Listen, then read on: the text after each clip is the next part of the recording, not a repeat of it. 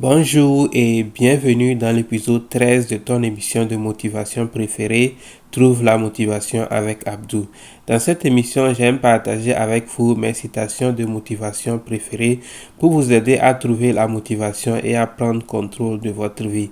Si tu es prêt pour cet épisode de notre émission, on va démarrer l'émission. Si tu trouves un problème à résoudre, tu as déjà une idée. Maintenant, il y a plusieurs manières dont on résout un problème. Résoudre le même problème, mais d'une autre manière. Disons que par exemple, tu es dans une ville, quelqu'un procure déjà du jus de citron, mais tu vas voir que la personne peut-être a une boutique quelque part et il est assis à longueur de journée et les gens viennent là-bas acheter du jus de citron. Peut-être toi, tu vois que la demande de jus de citron est tellement grande, tu peux aussi démarrer la vente de jus de citron. Mais peut-être que toi, maintenant, tu vas dans les maisons des gens et leur vendre le jus de citron. Tu vas voir que peut-être les gens, au lieu de se déplacer jusqu'à aller à la boutique du premier vendeur et que toi, tu les amènes le citron chez eux à la maison, c'est déjà un grand pas. Maintenant, les gens n'ont plus besoin de sortir, de se déplacer, de marcher pour aller à la boutique chercher du citron, mais ils sont là et le citron vient à eux.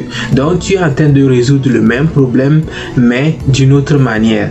Quand tu as l'idée, comment savoir que c'est une bonne idée? La validation de l'idée, c'est le fait que l'idée est rentable ou pas. Si tu trouves une idée et l'idée n'est pas rentable, ça veut dire que ça ne va pas te rapporter de l'argent, donc l'idée n'est pas valide. Prenons l'exemple de ta passion. Disons que tu as suivi ce cours et tu te dis que je vais maintenant voir dans ma passion qu'est-ce que j'aime faire et qu'on ne me paie pas et je peux transformer en business. Disons que tu aimes dormir par exemple, tu es allongé à longueur de journée. Malheureusement, je ne pense pas que quelqu'un veut te payer pour que tu dormes. Donc c'est vrai que tu as une idée, mais personne ne va pouvoir te payer pour que tu dormes. Donc ce n'est pas une bonne idée, personne ne veut payer pour ça. Maintenant, prenons le cas de quelqu'un qui aime filmer. C'est vrai qu'aujourd'hui, avec l'évolution des réseaux sociaux, nous filmons gratuitement, nous postons sur nos réseaux sociaux, mais personne ne nous paie. Mais est-ce que tu sais maintenant que les gens font des films YouTube, des TikTok et sont payés pour ça? Quand je regarde autour de moi, je me rends compte que le monde est rempli de différentes sortes de personnes. Il y a des gens riches et heureux et des gens riches et malheureux. Il y a des gens pauvres et heureux et il y a des gens pauvres et malheureux. Il y a des docteurs heureux et il y a des docteurs malheureux. Il y a des parents heureux et il y a des parents malheureux. Il y a des frères et sœurs heureux et il y a des frères et sœurs malheureux. La leçon que j'ai appris de ça est que le bonheur n'a rien à voir avec qui tu es ou ce que tu possèdes.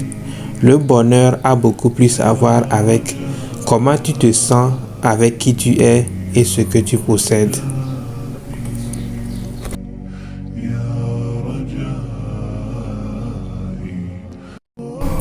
À chaque fois que tu commences quelque chose de nouveau dans ta vie, le début est toujours difficile. Que ce soit tu essaies de commencer un nouveau business ou que tu veux retrouver la forme, ça sera difficile au début. Pas parce que tu n'es pas intelligent, c'est comme ça que la vie est. Ce que tu n'as jamais fait sera toujours difficile pour toi au début. Tu auras besoin d'un peu de temps pour apprendre et t'habituer à la chose. Le problème, c'est que avant même qu'on ne commence, on s'attend déjà à arriver quelque part exactement dans 2 ou 3 mois. Et malheureusement, si on n'arrive pas à ce résultat dans 2 ou 3 mois, on perd la motivation et on arrête. La vérité, c'est que on peut contrôler la quantité d'efforts et de travail qu'on met dans quelque chose pour réussir. Mais le résultat qui va en sortir, on n'a aucun contrôle là-dessus. Ce qui est important, c'est de se concentrer sur ce dont on a le contrôle, pas ce dont on n'a pas le contrôle. Et ce dont on a le contrôle, c'est la quantité de travail et d'efforts que nous pouvons mettre. Parce que du moment que nous continuons à travailler dur et à ne pas abandonner, à un moment donné, on aura quand même le résultat qu'on veut. Parfois, on se retrouve dans une situation où, dans notre cercle, nous sommes la seule personne à qui les gens viennent quand ils ont besoin d'aide. Ils ont besoin d'emprunter de l'argent, ils viennent à toi. Ils ont besoin de quelqu'un pour les transporter quelque part, ils viennent à toi. Ils ont besoin de parler à un ami, ils viennent à toi. Parfois, c'est fatigant, tu te fatigues de ça parce que tu as aussi ta propre vie et tu n'as pas envie de traiter avec les gens. Mais Avant que tu ne te fatigues de ça, laisse-moi te poser une question. Tu préfères être plutôt la main qui donne ou bien la main qui reçoit? Tu ne penses pas que être capable de toujours donner aux autres est une bénédiction? Parce que quand tu donnes, pas seulement tu vas recevoir en retour et avec profit, la main qui donne est toujours supérieure à la main qui reçoit. La seule personne qui peut t'empêcher de devenir ce que tu veux devenir, c'est toi-même. Donc ne laisse pas l'opinion que les autres ont de toi devenir ta propre opinion de toi-même. Crois en toi et n'arrête pas de te battre. Je ne pense pas que nous réalisons combien nous sommes chanceux. Est-ce que tu réalises que pendant que tu pleures pour une nouvelle chaussure, à l'hôpital, quelqu'un est en train de perdre sa jambe à cause d'un accident?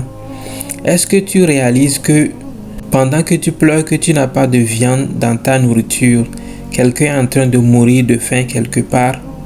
Pendant que tu pleures que tu dois aller au travail ce matin, quelqu'un est en train de chercher du travail pendant des mois pour pouvoir nourrir sa famille. Pendant que tu pleures que tu es trop fatigué pour te lever du lit, quelqu'un ne peut même plus se lever parce qu'il n'est plus en vie. Pendant que tu pleures que tes enfants sont mauvais, quelqu'un est en train de chercher des enfants pendant des années. Bien sûr, la vie peut être difficile parfois, mais quelle que soit ta situation, sache que la situation de quelqu'un est encore pire. Donc prenons un moment pour rendre grâce et apprécier le fait que nous sommes en vie et en bonne santé. Ça sera tout pour l'épisode d'aujourd'hui. Si tu as aimé l'épisode, assure-toi de nous laisser un j'aime et on va se retrouver dans le prochain épisode. Bye bye.